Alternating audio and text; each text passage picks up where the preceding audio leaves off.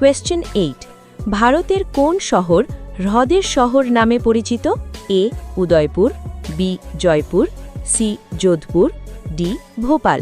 5, 4, 3, 2, 1.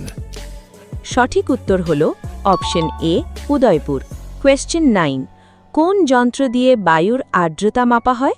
এ anemometer, B hygrometer, C barometer, D seismograph. 5, 4, 3, 2, 1. সঠিক উত্তর হল অপশন বি হাইগ্রোমিটার। কোয়েশ্চেন 10 ভারতের জাতীয় পাখি কোনটি? এ ময়ূর, বি ঈগল, সি টিয়া, ডি হাঁস। 5, 4, 3, 2, 1.